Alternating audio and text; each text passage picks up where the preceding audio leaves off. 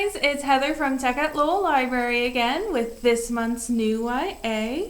Get excited! October 2020. I think I've got 7 books out of the new ones for this month, so hold on to your hats and we'll get going. The first book is Tristan Strong Destroys the World. It is the second in the Tristan Strong series. Tristan, just back from a victorious but exhausting adventure in Alki, is suffering from PTSD. But he can't rest now that his grandmother is kidnapped by a mysterious villain seeking revenge. Tristan has to return to Alki, reunite with his allies, and save Nana, as well as stop further destruction. So, it's endorsed by Rick Riordan, who's an awesome author. Like the first one, all the good reviews. I haven't read it yet just because my to-read list is infinitely long, but looks like an amazing book series. Not too thick of a read. Definitely add it to your to-read list. Just make sure you've read the first one first, obviously. Moving on, we have, and this is one that I picked for us to get, Cinders Sparrows. And the author on this one is Stefan Bachmann. It's got a nice spooky sort of cover for October, don't you think? So, when a scarecrow climbs over the garden wall, delivering 12-year-old orphan Zita a letter saying she's inherited a distant castle, she jumps at the chance for an adventure. Little does she know, she's about to be thrust into a centuries-old battle between good and evil. Blackbird Castle was once home to a powerful dynasty of witches, all now mysteriously dead. Zita is the last of the line and knows nothing about being a witch. It's fantasy. I put it in middies, so we've started putting new middies over in our middie section if you come in the branch looking for them, so definitely hit this up, and there's a few others over there. I didn't do a genre for that, for the Tristan Strong. It's a fantasy, obviously, fantasy adventure sort of thing.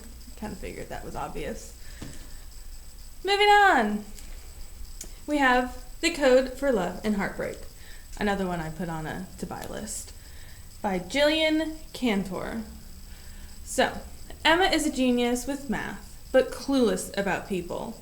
When she and George, her coding club co-president, are tasked with brainstorming a new project, they create The Code for Love, an app that uses algorithms to calculate compatibility. At first it works, but then the perfect couples keep breaking up and people are getting with people who, according to the algorithm, should never get together. How did Emma go wrong? As you could probably guess from the title, this is a romance, contemporary. It is also a retelling of Jane Austen's Emma. So, it's really fun. Looks so cute, doesn't it? Definitely, if this sounds like it's up your alley, definitely add it to your to-read list. Next is the final book in the Imperium trilogy, Lightbringer by Claire Legrand. Obviously, if you have read the first 2, you are probably on the edge of your seat waiting for this. I'm not going to give you a summary or anything because I don't want to spoil it for people who've read the first and haven't read the second, like me. I forgot about this series. It's a fantasy, and I'll read you the blurb on the back. Of the Lightbringers, she knew only the old songs. A great king who could call down the sun, a soldier who rode fearlessly to war, a boy who loved a girl, even knowing she would be his doom. Again, definitely will have wanted to have read the first 2. This is not a series I think you can jump in. The first book is Fury Born, then there's Kingsbane, and now Lightbringer. So, if you've been waiting, if you've read the books, you've been waiting for the newest one, it's here. It's ready to check out. Moving on. This Is All Your Fault by Amina May Safi. And I'm so sorry if I mispronounce any of these names. I'm trying my best, but I really stink at pronunciation. Moving on. When Ren, Daniela, and Imogen clock into work at Wild Night's bookstore on the first night of summer, they're expecting the hours to drift as they always do. Instead, they learn that the store is closing. Before the day is out, there will be shaved heads, a diva author, and a very large shipment of Air Jordans. And it will take all 3 of them to save the store. This one is just general fiction, contemporary, obviously. Sounded really fun. It's not too long of a read if you're just looking for something kind of have fun for the weekend. Alright, next is one that I've been excited about. It's Kingdom of Sea and Stone. It is the sequel to Crown of Coral and Pearl. I read the first one and I'm actually going to have to go back and reread it because it's been long enough I can't remember what happened. But I'll give you the rundown for this one.